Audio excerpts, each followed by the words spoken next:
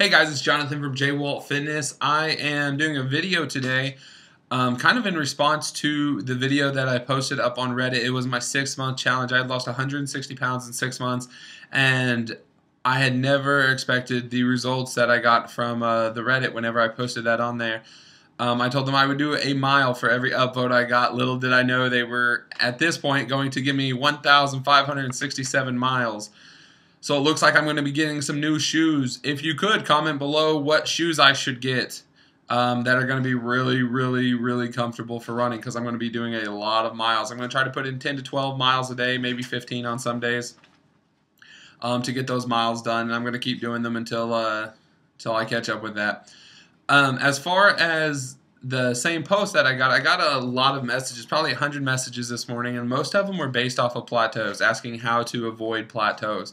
So that's going to be my main focus on my video today, is just my little tips and tricks to avoid those, why they happen, and to kind of not get bummed out by them. Whenever I started doing the diets, I would lose 20 pounds, plateau, lose 20 pounds, plateau, lose 20 pounds, plateau, and it really, whenever it started plateauing, it really got to me, and it really sucked.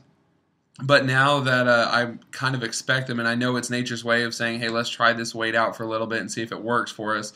And then once your body sees that there's still a calorie deficit, it will start losing weight again to try to meet up with that and meet the right calorie intake.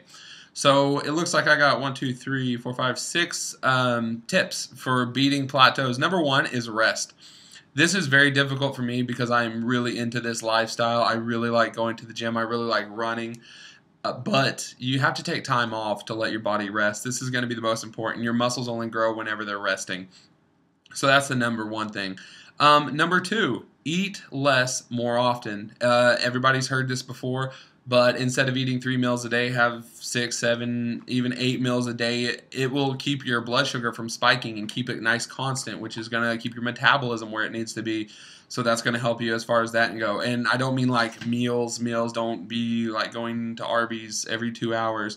I mean like have some grapes and some vegetables and some different things like that. Just little meals every few hours will keep your blood sugar from spiking, will keep you in that metabolic burn rate. The third tip is change up your workouts. A lot of people do like arms and leg days, but very rarely do they focus on like cardio days and mixing those up with it. So if you focus on doing cardio along with your workout, even if you're trying to do muscle building, walking is a really good cardio for not losing a lot of muscle. So I mean that's a really good way to keep your metabolism going and bust through that plateau really quick. The next one, number 4, is sleep. This sounds so easy, but judging by my phone going crazy last night on the updates on Reddit at 2 and 3 and 4 o'clock in the morning, you guys aren't sleeping enough. So make sure that you're trying to get 7 to 8 hours of sleep. This way you can kind of go back to the first one. But letting your body rest is the number 1 thing it needs to continue getting healthy. The next thing is shorter workouts. So this means that if you overexert yourself for too long, your muscles start going into a state called catabolism, which pretty much is the breakdown of muscle, where they start eating themselves kind of to to use energy off of that. It's one of those things that you don't want to do it too much. It's not going to help you on your efforts on that. And to kind of mix up, again, this goes back to changing it up, but to mix workouts with cardio workouts. So a lot of people call it like high intensity interval training. So doing short strength training with quick cardio and kind of going back and forth on those are a really great way to bust through plateaus. I've used those several times. And the last one is to challenge yourself. I see a lot of people, they are set on doing it in a gridlock structure. They want to write down in their books, you know, I did 5 sets of 5 with this or something like that. And that's really great and all that, you're goal focused on those numbers. But what I do is I do my sets how I have them planned. So say if I'm doing arms and on the last thing I'm doing curls, I go to failure on the last rep of every set. So what I mean by that is if I'm doing 5 sets of 10 or 5 sets of 8, I will do 8 4 times, and then on the last set, I will do it until my arms cannot do another rep.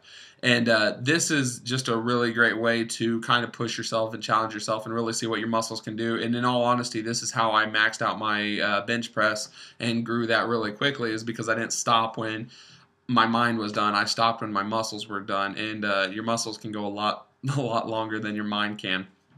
So those are my 6 tips for how to bust that plateau. If you have any questions or anything like that, I do respond to every comment and every message that asks a question or asks for advice. Again, I'm not an expert on this, but I do like to share my experience.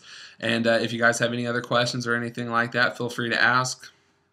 Thanks for watching. Have a good one.